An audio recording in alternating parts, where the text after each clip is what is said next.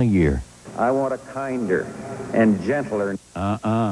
We can't afford 4 more years. Watch for our special Decision 92 reports each night at 6 and 10. We have an awful lot of high school graduates who don't know how to read a ruler, who cannot fill out an application for a job. How can we create high-paying jobs with the education system we have? How can you honestly find a cure for the economic problems of the common people if you have no experience in what's ailing them? Can we focus on the issues and not the personalities and the mud? Virginia. Good morning. In the first presidential debate of its kind, President Bush, Governor Clinton, and Ross Perot last night took questions from an audience of uncommitted voters. The unique format produced an evening of civilized, serious talk about the issues and little of the usual mudslinging. There was no single defining moment, and with just one debate left to go, the race for the White House appears largely unchanged today, Friday, October the 16th, 1992.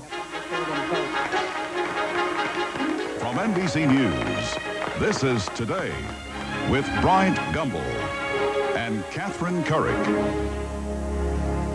And good morning. Welcome to Today on this Friday morning. I'm Katie Couric here with Stone Phillips, who's with us while Bryant enjoys one final day of vacation. Bryant, I hope you're sleeping late. Once again, in this week of presidential debates, last night's matchup is our big story this morning, and we'll be devoting much of our time to the Battle of Richmond. So, Stone, did you watch? I did watch, and I kept asking myself, is this really happening? An intelligent, civilized, kind of mild-mannered debate last night from the candidates, and I think it serves the voters. I thought it was a much more relaxed atmosphere, and it led to a lot fewer canned responses, so I enjoyed it. Well, as I said in round 2 last night in Richmond, the focus was more on issues and less on mud. NBC's Jim Miklaszewski is at the White House with more on the debate. Good morning, Mick. Good morning, Katie. President Bush has called this a weird election year, and he's right. Who would have ever thought that candidates in a debate would actually stick to the issues? The tone of the debate was set early, not by the candidates or the moderator, but by the audience, who said enough is enough. Can we focus on the issues and not the personalities and the mud? It threw Bush off his original game plan. Aides say he had intended to be more aggressive in attacking Clinton's character. The audience forced him to pull his punches, but not until he got in his one lick at Clinton. You can call it mud wrestling, but I think it's fair to put it in focus is, I am deeply troubled by someone who demonstrates and organizes demonstration in a foreign land when his country's at war. But Clinton himself indicated this fight is not over. We'll have a debate in 4 days, and we can talk about this character thing again. The Washington Post ran a long editorial today saying they couldn't believe Mr. Bush was making character an issue, and they said he was the greatest, quote, political chameleon for changing his positions of all time. Ross Perot scored again with his populist patter and a new promise that if elected, he'd serve only one term and would refuse his paycheck. I do not intend to spend 1 minute of one day thinking about re-election. And as a matter of principle, and my situation is unique and I understand it, I would take absolutely no compensation. I go as their servant. Audience questions were wide-ranging, but almost always came back to the economy. That played to Clinton's strength in his strategy. What you have to decide is who's got the best economic plan. And we all have ideas out there, and Mr. Bush has a record. So I don't want you to read my lips, and I sure don't want you to read his. There were no killer blows and no obvious gaffes. Each candidate appeared comfortable with the format. But Bush at one point appeared flustered by one voter's persistence. I'm not sure I get it. Help me with the question and I'll try to answer it. I've had friends that have been laid off from jobs. Yeah. At a campaign rally after the debate, Bush was back on the attack, insisting character still counts with voters. They are going to consider integrity and honor. These values are not dead. Now, since there were no knockouts, that works against George Bush. And early polls indicate he got beaten last night, both by Bill Clinton and the debate format. Katie? Thanks, Mick. Backers of Bill Clinton are calling the debate a huge leap forward for their candidate. NBC's John Dancy is in Richmond this morning with more on the Clinton spin. Good morning, John. Good morning, Katie. And as you might expect, the Clinton people are saying that their man won. No mistakes, and President Bush again failed to damage him. About 2,000 Clinton supporters waited for him long after midnight in a hotel ballroom. They sensed victory, chanting, 3 more weeks. 3 more weeks. 3 more weeks. I know all of you saw what we saw tonight.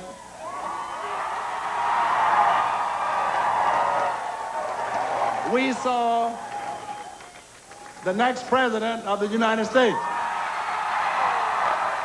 Clinton, his voice raspy from the debate, spoke only briefly. Virginia has given this country 8 presidents. And by your will, if you will stay for 2.5 weeks, Virginia can give this country a bright new future. Thank you, and God bless you all. This morning, Clinton will rally the troops here in Richmond before heading off to Louisiana and get out the vote drives there.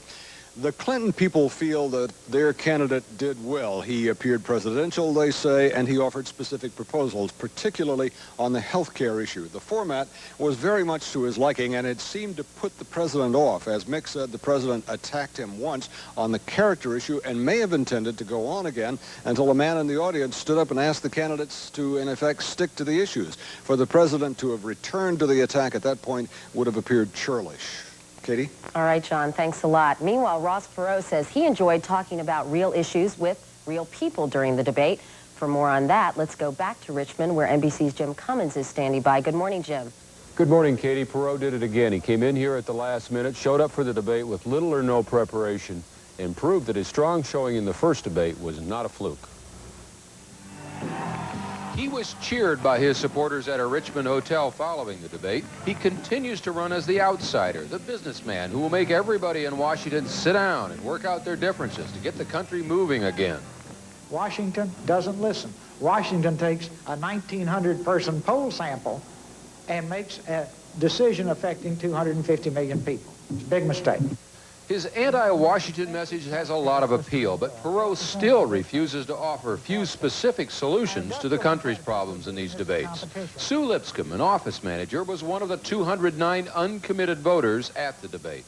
I think Mr. Perot is just so forthright, and, you know, you can't help but enjoy hearing him talk. Patty Billett, a homemaker in the audience, worries about Perot. Yeah, I got a feeling that the man gets things done, but I'm not sure I'd like his methods. Perot made some news here, saying if elected, he would serve only 1 term and take no compensation. It would be very inappropriate for me to take any compensation at all. I think, and that's just something, you know, I'm sure that by the time y'all get through tossing that around, I'll be sick I said it. Maybe he's right, given his stormy relationship with reporters. But as they say in baseball, Perot is a player in this presidential race, Katie, and he promises to show up Monday night for the last debate. All right, Jim Cummins, thanks so much. A poll taken right after the debate shows Clinton coming out ahead.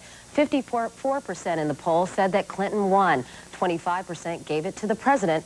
20% called Perot the winner.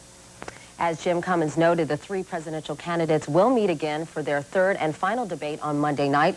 They'll go at it in East Lansing, Michigan at 7 p.m. Eastern Time. In other news this morning, the Nobel Peace Prize was awarded this morning to Rigoberta Menchú. She's an outspoken advocate of Indian rights in Guatemala. Elsewhere, 5 people were killed yesterday in Watkins Glen, New York. Police say a man who was upset over child support payments shot and killed 4 workers at a child support collection office and then turned his gun on himself. And in Egypt, doctors are calling it a miracle. This morning, they pulled a survivor from the rubble of a 14-story apartment 81 hours after Monday's earthquake. His only apparent injury, a twisted ankle. And that brings you up to date at 9 minutes past the hour. We'll have more on the debates in just a moment. But first, we're going to get a check of the weather with Al Roker, who is in this morning for Willard. Good morning, Al. Good morning, Kitty. You like that chameleon line, didn't you? Chameleon. We decided it was a combination of schlemiel and chameleon. Exactly. Yeah. So Maybe. We like it. It's a new phrase. We love it. Let's take a look. Satellite picture. A vigorous cold front going to be causing some big trouble eastern half of the country. We've also got a very vigorous storm up to the north that's going to be bringing some snows across parts of the Midwest. Let's check it out for you here on the ground. Here's how it shapes up. Again, anywhere from 4 to 8 inches of of snow in the upper peninsula of Michigan and northern Michigan as well. We've got a strong risk of some pretty heavy thunderstorms from the Ohio Valley on into the northeast. Scattered showers and thunderstorms all the way down to the Gulf Coast. Sunshine in central and southern Florida. Out west, sunny and cool in the plains. Cold up in the northern plains. Some wet weather moves into the northwest. Sunshine as you work your way down the west coast with nice mild conditions. Sunny in both Alaska and also in Hawaii, or the other way around. That's what's going on around the country. Here's what's happening in your neck of the woods. Well, the storm system that brought us all that nasty drizzle last night has moved a little bit to the east, but still up along the Iowa-Minnesota state line, there are still snow showers up around Decorah and Lansing. It is all moving off to the east, and it looks like we're going to have clearing skies a little bit later today. As it moves out, we do see that there are a few clouds out here to the west. That's what we're going to experience probably Saturday evening. Partly cloudy skies today, 43 degrees, and then tonight we really clear out and down to 27. It's going to be clear, calm, and cold. 7:10. Now here's Katie. Thank you, Al. On Close-Up this morning, the polite debate. It was calm and reasonable in Richmond, Virginia last night as the three presidential candidates responded to audience questions on the issues. Among those scoring the action was our panel of political reporters. Al Hunt of the Wall Street Journal is in our Washington bureau this morning, and NBC's Andrea Mitchell and Tim Russert are both at the site of the debate, the University of Richmond. Good morning, all. Hi, Katie. Good morning, Katie. All right, who came out ahead? One-word answers, please, which may be impossible for you all, but Al, who won? Clinton. All right, Andrea? Clinton. Tim? Ditto. Al, why? Who's ditto? Al, why do you think Clinton won? Well, he was the format was terrific for him. Three things happened last night that were devastating for Bush. Number one, the third question basically said, why don't you stop trashing your opponents and talk about things that we the people really care about? The only way George Bush can win this election is to raise questions about Bill Clinton's character. That totally, as Mick said earlier, threw him off stride. Later on in the debate, someone asked, how has the debt or the economic hard times affected you personally? The president didn't seem to know what they were talking about. And finally, Katie, the only issue he has going for him really is he being the president's foreign policy. It was an hour and 1 minute into the debate before that was even brought up. It was really, it must have been a terribly disappointing night for George Bush. Al, you talked about what the president did wrong. Andrea, what did Bill Clinton do right? Bill Clinton decided not to rise to the bait on the character issue. He was monitoring, as the other candidates were monitoring, the audience in the warm-up beforehand, and they were saying, we don't want to talk about that stuff. There's been enough mudslinging. Then, as Al pointed out, right as the debate opened, one of the questioners said there's been too much mudslinging. That was his cue to respond directly to the audience questions, not to respond to what George Bush tried to do initially, which was to get back to the whole question of whether Clinton was wrong to protest as an anti-war demonstrator overseas and whether he had waffled on issues. By responding to those people, by connecting to those people, by wandering and playing the audience in a Donahue fashion, he reached the voters, and it showed up in all the surveys immediately afterward. Tim, let me ask you, what did the president do right? Well, Katie, not much last night. He had grave difficulty asking how he personally felt, experienced the pain of this recession. I guess he tried to answer, who do you trust, at the very end. I think the difficulty for him last night was that his inability to break out. And that's so contrary to the conventional wisdom. He wanted these kinds of formats with audiences and with panels to give him a safety net and to avoid the sole moderator.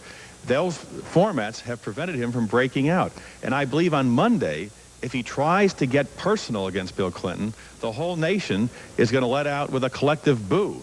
Leave it alone. Stick to the issues. It's a real uphill struggle now. Al? I agree. You know, I talked to one Republican after the debate who said he was disappointed in the questions.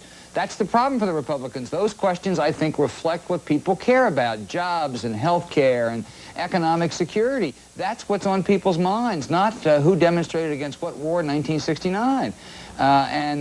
If they thought those questions were not fair or were not the best, it really goes to the core of why this is a campaign in deep trouble. Al, or Andrea, rather, what did you think of the format? I thought it was an interesting format. I thought the voters, the questioners, really were the big hits last night because they were asking very detailed questions. If there's any problem with the format, it's that there wasn't the ability to ask follow-up questions. But Carol Simpson, I thought, did a terrific job in trying to keep it focused. But basically, these were the things that were on the minds of the voters, and they were hard questions about pension funds and health insurance and our trade deficit and the budget deficit. Tim, what about you? How'd you feel about the format last night? I think it was a good change of pace. I do think that the sole moderator will probably get us back to some more substantive follow-ups. But Marissa Hall, when she kept pressing last night about the personal pain experienced by the president, I think may have changed the course of this election permanently. That's the single most memorable moment of this fall campaign so far. And by the way, the Clinton folks had a focus group out in Dayton, Ohio, you know, people twirling their dials, and that was a devastating moment for George Bush, according to the undecided voters being polled. Bush, they say, was starting to go up when he talked about crime, then plummeted when he said he was against gun control.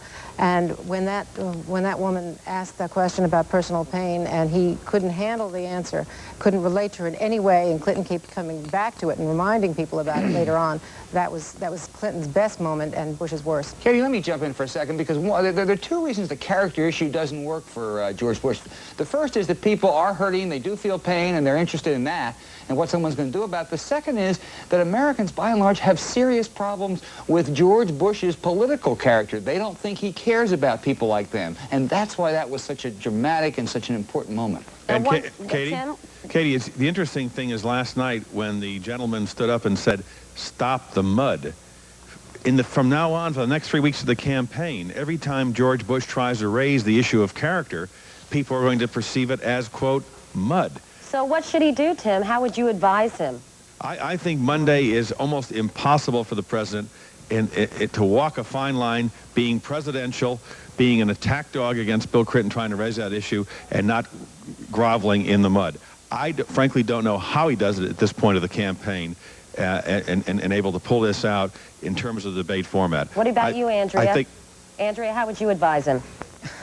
I don't know what to advise him to do because, and I'm glad that's not my job, because there's really no way, given Clinton's lead now, at least 10 points in all polls, for George Bush in a single moment, like the final debate, to break through. And if he attacks in that format, I think Tim is absolutely right. People collectively around this country are going to just say no. Katie, this may surprise you, but he hasn't asked me. But if he did, I would say you got to attack. You got to really go on the attack. But you got to go on the attack on Bill Clinton's economic plans, Bill Clinton's taxes, Bill Clinton on trade. You got to go on the attack on substantive issues. How Bill Clinton, you will charge, basically is fooling you, deceiving you. I'm very skeptical that'll work, but I think that's his only shot. Earlier this week, we spent a lot of time talking about Ross Perot. You all haven't even mentioned his name this morning. Tim, how come? Well, as I mentioned the other day, Katie, I think James Bond Stockdale put Ross Perot down forever. People are not going to vote for someone when they have someone like Mr. Stockdale one heartbeat away. And last night, Katie, I believe it also showed forth that Mr. Perot understands how to describe the issue, but again, when it comes to solution, he falls short. Katie, he was all sizzle and no steak. There were none of the solutions. He kept promoting his advertisements tonight, but still he hasn't come up with a solution. Andrea, that's on NBC. Don't knock that. I thought the first 15 or 20 minutes, Katie, he was pretty good, and then he really started to wear thin. Okay, we got to scoot. All sizzle and no steak. The quote of the morning, Andrea Mitchell, you win the prize. It's 7:18. Thanks, all. And we're back in a moment to see how the spin doctors are handling this one. But first, this is Today on NBC.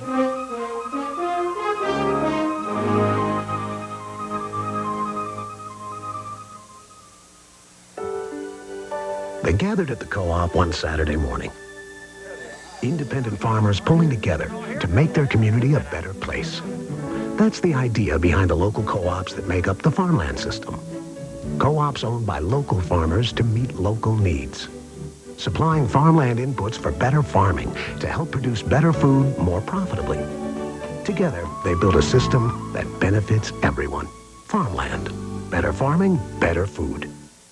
This is it, the heart of the Iowa automobile industry. Only the largest Iowa dealers are represented on the Merle Hay Auto Mile. Friedman Toyota Volkswagen Saab, Des Moines Chrysler Plymouth, Charles Gabus Ford, Acura of Des Moines, Bob Brown Chevy Geo, Stivers Lincoln Mercury, Hummel's Nissan, Bob Brown Isuzu. The Merle Hay Auto Mile. The Merle Hay Auto Mile. Shop the mile. If you're looking for a great vacation, I've got just the place. In the morning, in the evening, ain't we got fun? Not much money, oh, but honey, ain't we got fun?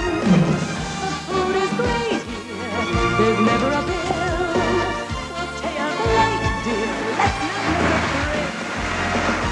Sea Travel and Transport, your Carnival Fun Ship cruise headquarters. They're a new generation of Democrats, Bill Clinton and Al Gore, and they don't think the way the old Democratic Party did. They've called for an end to welfare as we know it, so welfare can be a second chance, not a way of life. They've sent a strong signal to criminals by supporting the death penalty, and they've rejected the old tax and spend politics. Clinton's balanced 12 budgets, and they've proposed a new plan investing in people, detailing $140 billion in spending cuts they'd make right now. Clinton Gore, for people, for a change.